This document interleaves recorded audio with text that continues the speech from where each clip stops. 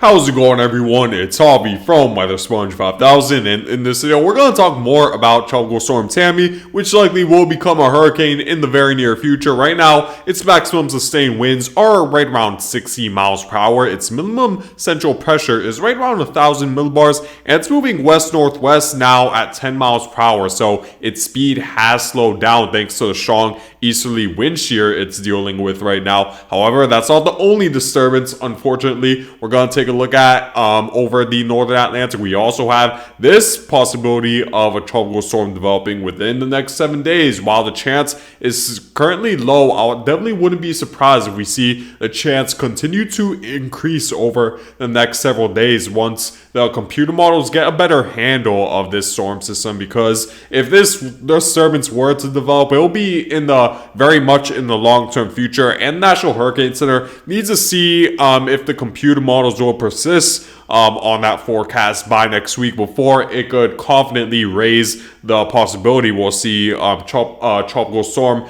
develop right around the Western Caribbean. But we're definitely gonna keep an eye on that area as well in this video to see if there's a good chance we could see a tropical storm develop in this area. But first, let's take a look at Tropical Storm Tammy in the water vapor imagery, and we do see that there's a lot more convection compared to yesterday, which is the reason why we saw the wind speed increase from 40 miles per hour to 60 miles per hour today. However, we do see that it's moving relatively slowly, and you could probably tell along the northeastern quadrant of this storm system, it's dealing with a high amount of wind shear that's coming from the west. That's definitely slowing the this storm system down, and it's gonna and it's beginning to create more of an asymmetrical look because center circulation is located right here, and just so west of this storm system, it's completely moisture free, while the eastern half is where all the moisture is located, which means that it's gonna definitely while it will still likely strengthen despite the strong wind shear it's dealing with on the northern side, it definitely won't strengthen very quickly, at least within the next 4 to 5 days due to this wind shear, which is certainly good news, because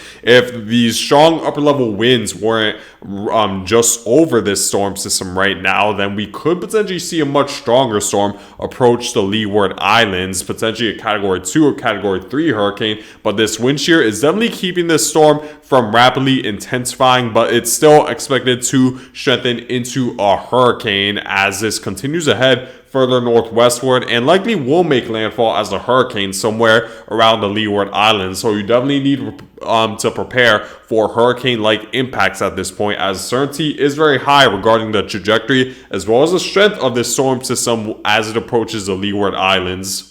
Here's a look at the wind shear map over the northern Atlantic, and you clearly see where the area is outlined in red. That represents unfavorable tropical cyclone intensification conditions, as well as the yellow portion where it's right around neutral, where the areas outlined in yellow or red are dealing with a moderate to strong amount of wind shear. We do see that the center circulation is shielded from the strong upper level winds, which means that it's far enough to where it could at least maintain its strength as it moves further northwestward. If this were under the outlined area, like if it were under the unfavorable outline, which is the red outline, then it definitely would be struggle to maintain its tropical storm characteristics. But it's still, the center circulation is still isolated enough to a point where it's still able to intensify very slowly, just not as rapidly as it would have if the wind shear didn't exist. So the good news is that this wind shear will keep the storm from really rapidly intensifying. Now here's a look at what the latest runs of the most reliable computer models are stating, and there's really not much to talk about because the certainty at this point is very high. It doesn't seem like we're going to see any major shifts between now and the time it makes landfall right around the Leeward Islands. We do see the GFS model wanting to intensify this storm system to a 984 millibar hurricane, which would be, I'll say, right around 80 to 85 miles per hour when it comes to maximum sustained winds. And while the GFS model in this scenario does take the center circulation mostly off the coast of the Leeward Islands. You definitely need to take this with a grain of salt. The National Hurricane Center and all the Unstoppable members are leaning more towards bringing a landfall somewhere over the Lesser Antilles. So you should expect a landfall either as a strong tropical storm or low-end Category 1 hurricane. So you definitely need to prepare for direct impacts. Don't be fooled by what the GFS and the European model are stating when both scenarios want to take it off the coast. This likely will make landfall right over the Leeward Islands. Of course, we could hope that it stays off the coast. It's not completely out of the realm of possibilities, but most likely it'll move over the islands and bring major impacts. You should expect wind gusts anywhere between 70 to 80 miles per hour, as well as coastal flooding in the more vulnerable areas and very heavy rainfall as well.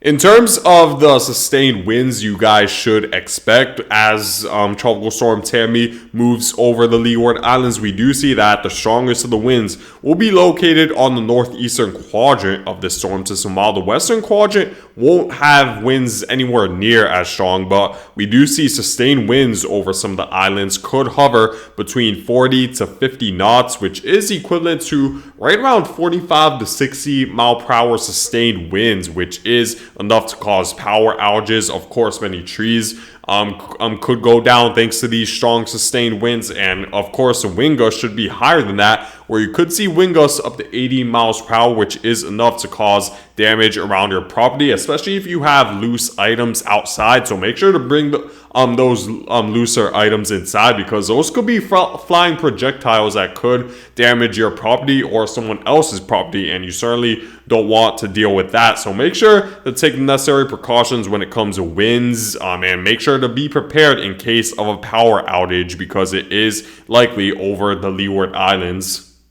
However, once Tropical Storm or Hurricane Tammy moves just to the north of the Leeward Islands, we do see that it's expected to eventually move out to sea, eventually move towards the northeast, which would be good news for Bermuda, because we certainly don't want to see this move directly northward and bring direct impacts to the island of Bermuda. But it seems like we're going to see a strong enough trough, the same trough that's going to bring nor'easter-like conditions over northeast, be strong enough to shift the wind direction from more of a southwesterly direction and steer this storm to the northeast. So this won't have much of a future beyond the Leeward Islands. You still need to pay close attention to the high wave threat and rip current risk right up along the northern coasts of the Caribbean, and even extending into the southeast coast of the United States. But other than that, no other areas should experience direct land impacts from Hurricane Tammy over the Northern Atlantic, at least for the foreseeable future. It might become quite strong if we were to take a look at the millibar pressure of the storm system once it moves over the Northern Atlantic. We do see it does become quite strong with its millibar pressure hovering around 970s, so this could potentially maybe reach major hurricane status. I doubt that, because it'll deal with more baroclinic influences this far up northward, so the wind field will expand, which means that the maximum sustained winds around the center circulation won't be as strong, but it still could be strong enough to bring a high rip current risk right up along the coast, extending into the United States and even as far south as the Caribbean. So you want to pay close attention to that risk, even well beyond the storm moves just to the north of the Leeward Islands, because it could still bring a high and life-threatening rip current risk. Now, you're probably also wondering about the possibility of another tropical storm system developing right around the Western Caribbean. And if we were to take a look at that, the GFS model is currently expecting a high amount of moisture to move right over Central America, which is common for this time of the year. We typically see a very powerful Central American gyre bring a high amount of moisture right over Central America, and embedded in one of these clusters of thunderstorms could develop an independent low pressure system that may develop into a tropical storm. And this could be a possibility right here, where we do see that right around the Monday timeframe, there is, while I wouldn't say a strong low pressure system, there is a small low pressure system just off the coast of Panama as well as Costa Rica that could be a concern when it comes to tropical cyclone development. The GFS model, the good news is, doesn't develop anything definitive, but it's definitely something we're going to need to keep tabs on over the next several days. The CMC model is forecasting a low pressure system that's a bit stronger, where we do see the low pressure system does have millibar pressure right around 1,005 millibars and does make landfall right over Honduras. So this could maybe be a concern for Central America, maybe bring an enhanced amount of rainfall. And if we were to see the if we were to see the steering flow shift to more of a northerly direction to where it'll move over the Caribbean, that could increase the possibility of tropical cyclone development, because it'll have much more time over water without really getting impacted by the land interaction associated with Central America. So we're definitely going to keep a close eye on this. It seems like the if we were to see a tropical storm develop right over this area, it'll most likely move directly over Central America. So this could very well be this tropical storm could very well have a very short lifespan, but still could bring major impacts, mainly when it comes to flooding over portions of Central America. So Costa Rica, as well as Panama, and even extending into Nicaragua and Honduras, you need to pay very close attention to this possibility and take a look at the amount of moisture and dry air that is going to deal with. It seems like it's going to be under a highly convective environment, but it's going to be competing with a lot of different areas of convective activity, which could make it difficult for the center circulation to really absorb all that energy when it's competing with so many other areas of thunder shower activity. So that will be another key too, depending on where the thunderstorm clusters will develop. That will determine the chance this will develop. So we're going to keep an eye on that, and taking a look at the upper level wind forecast from the CMC model. It could be under a lightly sheared environment, and it could be under an upper level high, which would promote outflow a little bit more. So so it seems like the wind shear will be light, but it's just gonna it might just have to deal with a little bit too much thunder shower activity surrounding it. That's gonna compete a little bit too much for this storm system to develop, as well as the fact that it's as of right now, it's looking like it would have too short of a lifespan to really develop into anything more than a weak tropical wave at most, since this will most likely move straight towards Central America. However, I'll keep you guys updated if we do see any major changes with the forecast with Central America. You definitely want to keep tabs on this. In terms of what the ensemble members are forecasting when it comes to what likely will become Hurricane Tammy, we do see a majority of them do want to take a landfall somewhere over the Lesser Antilles, so you need to prepare for hurricane impacts. It's pretty much exactly what you'd expect with the forecast. So the forecast is very certain at this point, so you need to prepare for these conditions. And we do see with the model intensity guidance, a majority of them do want to develop this into a hurricane and potentially into a category 2 or even a category 3 hurricane in the more long-term future. But by that point, it'll be well off the coast, not really anywhere near interacting with land, so it wouldn't be much of a worry, but still be worried about rip currents up along the coast. But at least in the near future, I think we're more likely to see a hurricane indirectly impact the Lesser Antilles. And even if it doesn't necessarily strengthen into hurricane status, even a strong tropical storm would still bring very similar impacts. Just because the storm would be considered a tropical storm at landfall does not mean the impacts will change that much. There isn't much of a change in impacts with a 70-mile-per-hour tropical storm and an 80-mile-per-hour hurricane. The impacts will be very similar, so you need to prepare as if a hurricane is going to impact you guys.